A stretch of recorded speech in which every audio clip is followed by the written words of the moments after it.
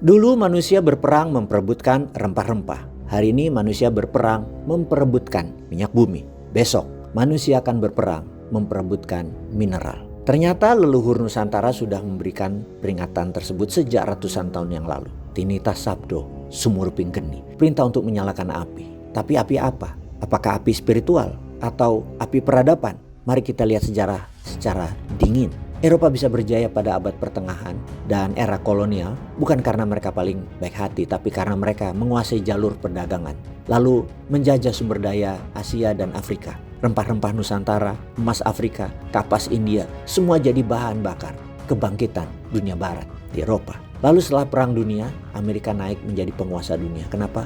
Karena mereka mengendalikan minyak bumi, dan lebih penting lagi minyak tersebut dipatok dengan dolar. Artinya dunia butuh energi, dan untuk membeli energi, dunia harus memegang dolar. Inilah yang membuat Amerika menjadi pusat kekuatan global selama puluhan tahun hingga saat ini. Tapi pertanyaan berikutnya, apakah era minyak akan berlangsung selamanya? Jawabannya tentu tidak. Hari ini manusia sedang dipindahkan dari kecanduan minyak menuju kecanduan teknologi. Teknologi AI, baterai, quantum computing, kendaraan listrik, telekomunikasi luar angkasa, robotika, teknologi, kesehatan, umur panjang. Dan semua itu tidak bisa berjalan tanpa mineral. Bukan sekedar besi dan baja, tapi unsur-unsur yang dulu terdengar asing seperti cerium, lanthanum, neodymium, praseodymium, palladium, osmium.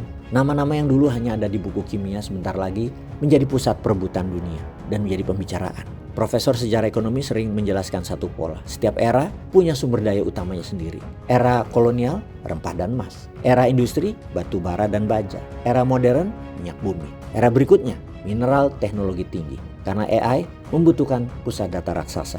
Baterai membutuhkan litium dan nikel. Mobil listrik membutuhkan rare earth element. Pesawat ruang angkasa membutuhkan logam superkonduktor. Sistem komunikasi masa depan membutuhkan material ultra presisi.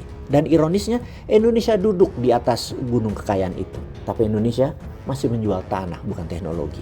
Inilah kritik paling menyakitkan. Indonesia kaya mineral tapi terlalu lama hanya menjadi penjual bahan mentah. Kita menggali bumi lalu mengirimnya ke luar negeri. Negara lain yang memproses, negara lain yang memurnikan, negara lain yang menciptakan teknologi tinggi. Yang akhirnya mereka menjual kembali produk tersebut dengan harga ratusan kali lipat. Dan Indonesia beli, padahal Indonesia punya nikel. Tetapi baterai kelas dunia masih banyak dibuat di luar negeri. Indonesia punya logam tanah jarang, tapi teknologi magnet super presisi masih dikuasai negara lain. Kita bahkan belum pernah benar-benar menguasai cracking dan pemurnian penuh untuk itu. Apalagi untuk litium, thorium, uranium, neodymium, rare earth element tingkat tinggi. Artinya kita kaya bahan baku tapi miskin nilai tambah.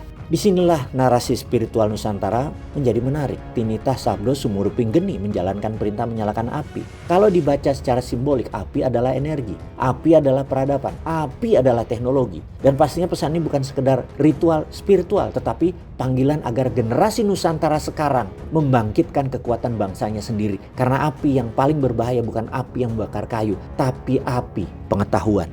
Ada keyakinan dalam tradisi lisan Jawa bahwa pesan itu ditujukan untuk generasi tertentu setelah Sunan Bonang. Dan banyak orang mulai mengaitkan dengan zaman sekarang. Kenapa? Karena dunia sedang berubah sangat cepat. AI muncul, robot muncul, teknologi non-human intelligence mulai dibahas terbuka. UFO mulai dimunculkan di media global. Perlombaan ruang angkasa dimulai lagi. Dan semua teknologi itu membutuhkan satu hal, mineral. Bahkan emas, silver, platinum, dan koper mengalami lonjakan kebutuhan global. Api itu sedang menyala dan dunia sedang berebut bahan bakarnya. Dulu manusia paling kuat adalah yang punya tentara terbesar. Hari ini yang punya teknologi paling tinggi. Dan besok bisa jadi yang bertahan adalah mereka yang mampu menggabungkan AI, energi baru, bioteknologi, dan mineral strategis. Dalam narasi futuristik, manusia sedang menuju fase baru evolusi teknologi. Dan jika Indonesia hanya menjadi penonton, maka kita akan kembali mengulang sejarah kolonialisme dalam bentuk baru. Bukan dijajah tentara, tetapi dijajah teknologi. Jadi kita harus berkaca. Kita terlalu sering kagum dengan luar negeri. Bahkan sering berangkat ke luar negeri. Untuk apa? Ini kritik yang mulai sering terdengar. Bangsa ini terlalu sibuk kagum pada luar negeri. Terlalu banyak perjalanan seremonial. Terlalu banyak anggaran habis untuk rombongan. Terlalu sedikit investasi serius pada riset anak bangsa. Padahal perang masa depan bukan soal siapa paling banyak bicara, Tetapi siapa paling cepat menguasai teknologi material? Karena negara yang menguasai mineral strategis dan teknologi memprosesnya akan menjadi pusat kekuatan baru dunia. Maka menyalakan api hari ini mungkin artinya membangun laboratorium sendiri, membangun industri pemurnian sendiri, membangun teknologi sendiri, memenangkan karya anak bangsa sendiri. Bukan hanya menggali bumi, tapi mengubah isi bumi menjadi kekuatan peradaban. Karena kalau tidak, Indonesia hanya akan menjadi tambang raksasa untuk negara lain. Dunia sedang memasuki perang baru, bukan perang agama, bukan perang ideologi, tetapi perang menguasai sumber daya masa depan. Untuk itu, leluhur Nusantara sudah memberi kode sejak lama bahwa suatu hari api besar akan menyala dan bangsa yang siap mengendalikan api itulah yang akan memimpin zaman. Karena di masa depan yang paling berharga bukan lagi minyak bumi, tapi unsur-unsur kecil di perut bumi yang menentukan siapa penguasa peradaban berikutnya. Peace.